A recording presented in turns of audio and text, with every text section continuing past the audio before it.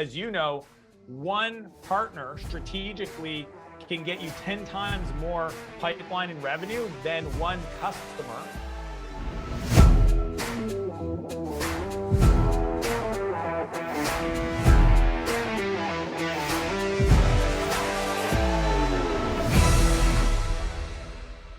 John, how's it going? Yeah, really good, Dan. Really good. Thanks for having me on. Well, I'm excited. I want to be helpful. I know you came prepared. Why don't we give some context for everybody listening? What problem do you solve? What's the name of your company? What problem you solve? Who do you solve it for? And how does it work? So I'm John Readman. I'm the founder of a business called BOSCO. We help retailers make more money from their digital marketing. And we do that through using clever AI to connect all their data together, all their performance data together. We then run our clever AI and machine learning over that to predict which campaign and which channel they should be moving their money around to hit their particular sort of digital marketing objectives. It's very cool. How long have you been doing it? What's the kind of the size of the company as it is? So we've been doing it 2 years, and we've, I suppose, launched the product proper in the holiday season, just gone in Christmas, and we've got sort of 19 people. So we took some funding at the beginning. We've got 19 people, but we've now got 42 clients, and we're just over £20,000 MRR. So nice job. 2 years. That's fun. John, how can I help? So I suppose the main thing for me is deciding, do we need direct sales is a big question I'm trying to work out. And then the other one is tech partners or agency partners or both. And then the other big challenge is we see the biggest opportunity. So I'm talking to you now from the UK. I'm in the Yorkshire, in the north of the UK, but our biggest market is the US. And I'm trying to work out, or North America, so Canada, the US, can we successfully target the North American market from the UK, or do we need boots on the ground in North America? So they're my sort of three main challenges at the moment. Well, let's pick one at a time. So it sounds like one of the questions you have is, should I build an outbound direct sales channel, right? And what are the factors you're considering? Like, well, there's a bunch of questions I'd have, like your annual contract value, what you've done so far to get the first customers. But when you say direct, because different language, different countries, what do you mean by that? Do you mean like a value-added reseller? Do you mean somebody that's building their own pipeline? What are you considering? So what I mean from, I suppose, our point of view would be SDRs on the phone. So people outbound calling, following up, setting up sequences in HubSpot, proactively profiling and targeting the retailers direct. And that's obviously got salary costs, commission costs, time, effort implications. And I suppose versus, do we just go all in on the partners with the big commerce or the Shopify integrations and really sort of push and drive that? Or we've got some funding, do we go for both? Yeah, this is a great question. I mean, the way I think about, anything in startup world or company building is less is more, and focus and repeatability will always win over size of strategy. So a lot of times people want to do like multiple things because it feels good and it's exciting. But the truth is if you actually look at the data and how to, what I call growth stack, you're always going to be better off doing one thing, getting it to a certain level, and then moving to the next level than trying to do three at the exact same time. Because most companies can't figure out one, let alone two, let alone three. And it's not that you can't do three eventually, it's just a sequencing problem, right? It's what do I do today versus next week versus next quarter, next year. So if I just look fundamentally at strategic partners, and to me, there's, even the word partner is loaded, right? Like, is it a value-added partner? Is it an integration partner? Is it an affiliate partner, et cetera? But if I use the word partner, to me, it's somebody else that will get me in front of my ideal customer profile, right? So when you say that, do you mean people that want to present your product to their customer base and then you will take the rest of the sales conversation? So, well, yeah, that's then, I suppose, the other part of my challenge around partners is we currently partner with Shopify. So you could go into the Shopify App Store, download our product, and you can buy it there. And that's a quite a hands-off process. And then we go for the sort of upsell, cross-sell. So it's almost like a freemium, and then we go in and upsell, cross-sell. But yeah, there's so we also partner with agencies. So we can use agencies to actually go and sell our product to their clients, or they can buy our product to use on behalf of their clients. And I suppose, yeah, we have a specific partner proposition. So if you're a digital marketing agency, we can help your clients better. And they could either white label it and sell it themselves, make some margin, or they could just use it to be better. And I think they're the sort of the two challenges. Yeah, well, so here's the thing is having an app in a marketplace is a strategy, but you can't push on that, right? Like you're in there, you might be able to get better reviews, ratings, but it's got an upper limit to how much pipeline it'll generate. Whereas the second one you talked about, which is kind of a traditional kind of reseller, right? It says resellers typically use the product as well as they resell it. And that's HubSpot done this really well where they've activated, they just call them partners, right? But they confuse the language and you call that. If a reseller is going to sell the product or buy your product from you and then use it with a client and then charge the client, then they really are a reseller. And that strategy personally is always more effective than building an outbound team, because if you do it right, you're really marketing to a customer that can get you multiple customers, and you only pay them when they get you revenue, right? Whereas if you build a BDR, and this is the difference, you said SDR earlier, sales development. Well, we SDR and we need the BDR as well. So we need one guy to tee it up and one guy to close it. Yeah. So again, my language is SDRs are people that qualify usually inbound. BDRs are people that go outbound. And then account exec is the person that sells. So in that model, my language, maybe not yours, that's why I'm just being clear, building a BDR function to go out and build pipeline to qualify and then handing it over to an account exec that then closes is an incredibly tough thing to do at scale, especially when you're early. Usually these are things you bolt on after you've got some brand recognition in the market, because then that creates some like natural like momentum.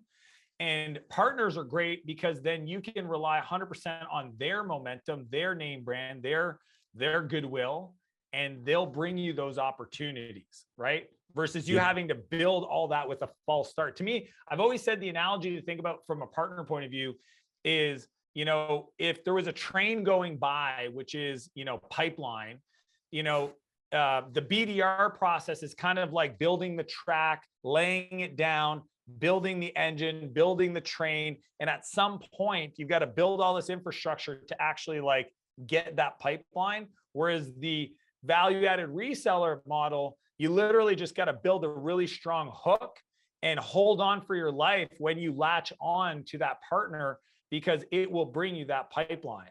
And as you know, one partner strategically can get you 10 times more pipeline and revenue than one customer, right? No, but that's exactly what it's almost the same.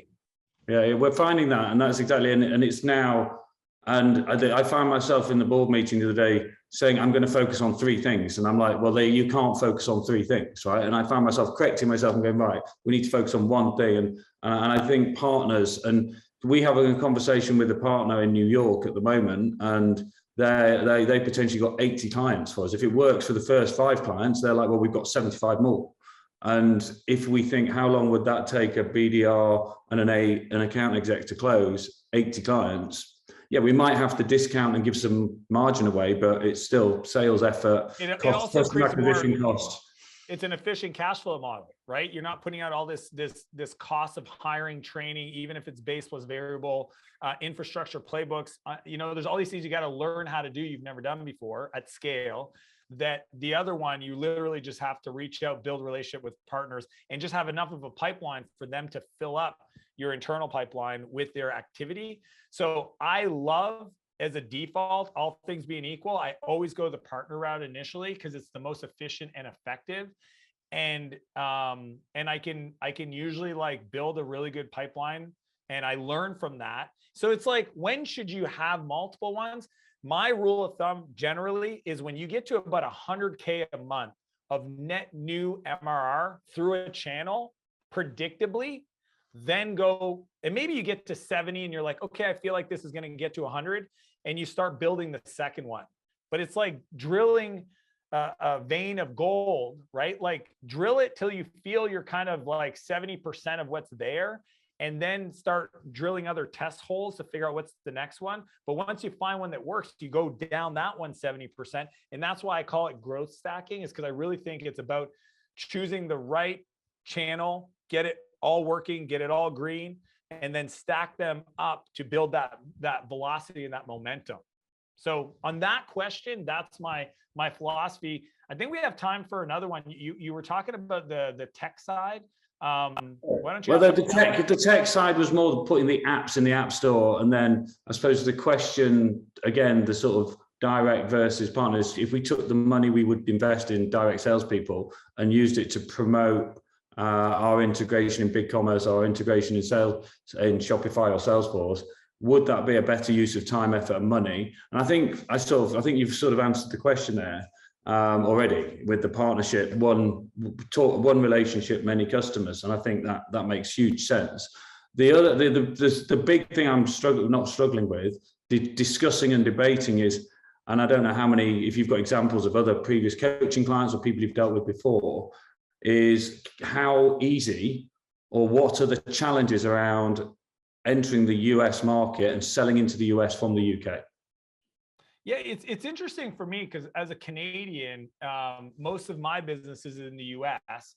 And other than time zones, like I've never noticed that any company treated me differently because I was Canadian.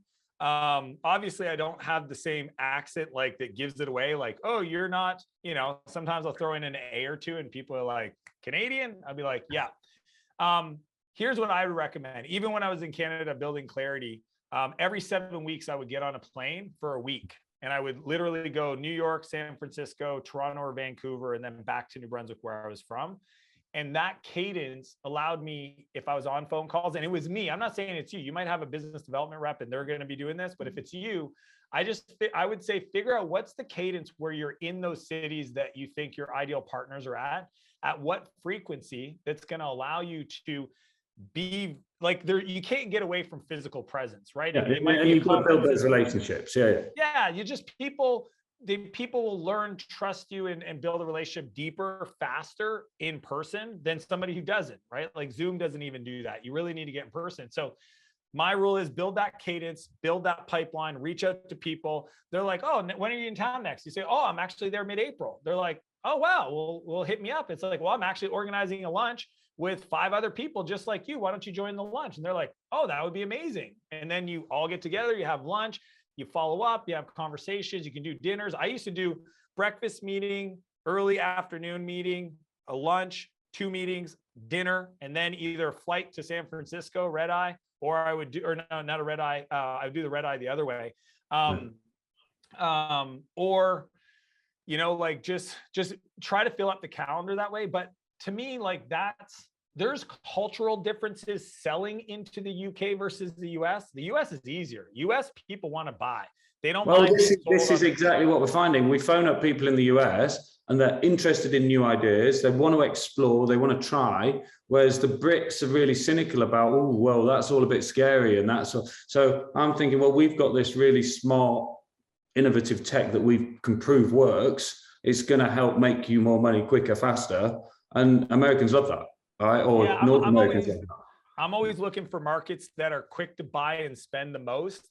And the reason why the American market is attractive to a lot of European clients of mine that I work with is because the US dollar, for the most part, so there's currency component to it.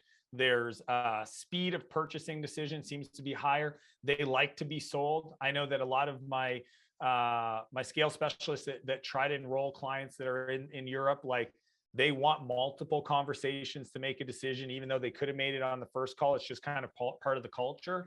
And it's just not, like you said, they're not as apt to be early adopters or early innovators around some new technology. Whereas in the US, there's just kind of this culture of like trying to find the competitive edge. And if they feel that's your product, then they're going to really push it through the organization to make that decision. But in regards to like the differences, again, time zone and physical presence, if you can solve that using the strategy I mentioned, where like every 2.5 months, if you want, you go there for 10 days, you do all your meetings, you queue them up, you bring your clients together, you do your deployments, you kind of schedule things to be super efficient, and then are able to work later in your day typically, so that you can, especially with the West Coast customers being in Europe, like, you know, their early morning is kind of your afternoon, and then it kind of keeps floating past.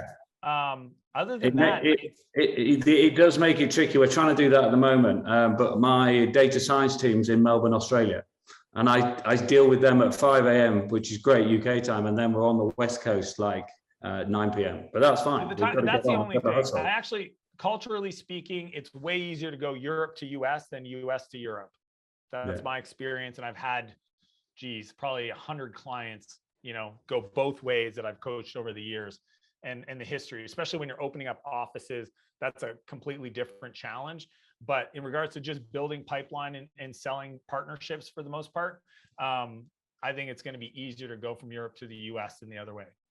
Yeah, no, and I think that's got to be the strategy, and that whole one-to-many with the value-added reseller is definitely the way forward. And there's so much pipeline there for you that if you just got all your resources and all your efforts and focus on like, we're going to build a repeatable, scalable model, we're going to document, build our CRM, we're going to build the whole, you know, like best practices playbooks for each stage of this CRM, until we can predictably, you know, ramp up and add 10 to 15 new partners every month.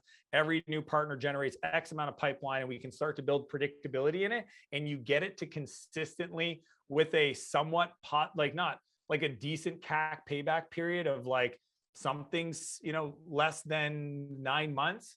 I mean, that's when you've got predictability in the model. It's way more advantageous for you to get that to work and make it work than try to do 3 because it sounds great to your board or your investors.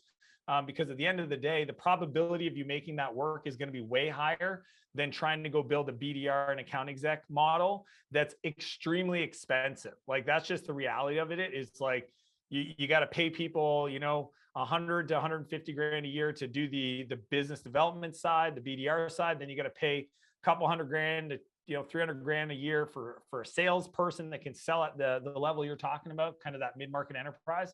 And, you know, like that's just one person in each is 500,000 a year kind of stack, right? When you look at commissions. And so it's like, if you want to really build out that volume, I mean, you're in a $1.5 million in an investment, and that's if it works, right? Where the other one, you have one person just reaching out, building those relationships, queuing up maybe them for you. A lot of my clients just do it with their assistant initially and just start to build that playbook and then hand it off to somebody else who might just do the sourcing, and then somebody else that comes full-time to do the kind of the partnership management side.